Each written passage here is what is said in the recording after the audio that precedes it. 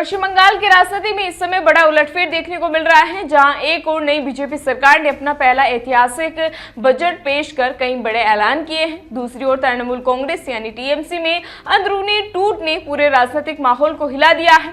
वही बंगाल वित्त मंत्री स्वपन दास गुप्ता ने वित्त वर्ष 2026-27 का बजट विधानसभा में पेश करते हुए सरकार का लक्ष्य विकसित भारत और विकसित बंगाल बताया। इस बजट में सबसे बड़ा ऐलान सरकारी कर्मचारियों के लिए किया गया, जहां महंगाई भत्ते यानी डीए में 20% की बढ़ोतरी की घोषणा हुई, जिसे कर्मचारियों के लिए बड़ा राहत का कदम भी माना गया। इसी के साथ युवाओं के लिए रोजगार के बड़े अवसरों की घोषणा की गई, जिसमें सरकार ने 1 लाख नई नौकरियों का वादा किया। और खास बात यह रही कि इसमें 33% पद महिलाओं के लिए आरक्षित भी रहेंगे। वही सुवेंदु सरकार ने यह भी साफ किया है कि राज्य की सभी मौजूदा सामाजिक कल्याण योजनाएं बिना किसी बदलाव के जारी रहेगी, ताकि आम जनता पर किसी तरह का असर भी ना पड़े।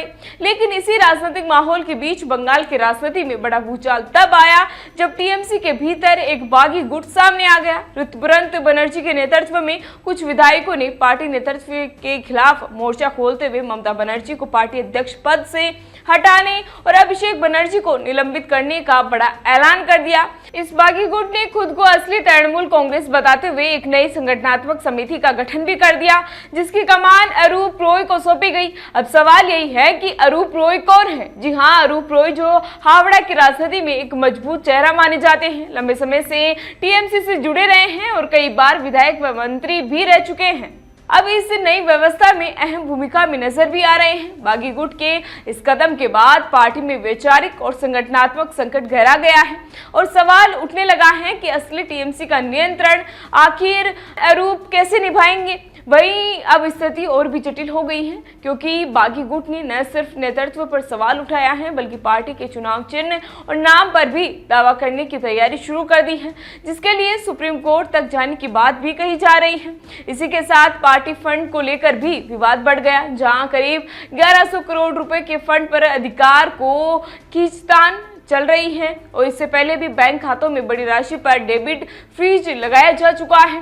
दूसरी ओर पार्टी के भीतर अलग अलग गुट भी सामने आ रहे हैं, जिससे स्थिति और भी बिखरती नजर आने लगी है। एक गुट ममता बनर्जी के समर्थन में है, दूसरा बागी गुट जो खुद को असली टीएमसी बता रहा है और तीसरा गुट लोकसभा सांसदों का है, जिन्होंने अलग राजनीतिक राह चुनते हुए नई पार्टी या गठबंधन की दिशा में कदम भी बढ़ा दिए हैं।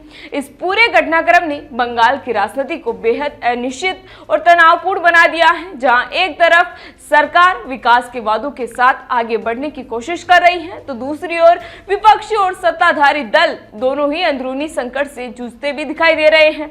फिलहाल इसी तरह की राजनीतिक अपडेट के लिए बने रहिए हमारे साथ और देखते रहिए द इंडिया मूव्स। नमस्कार।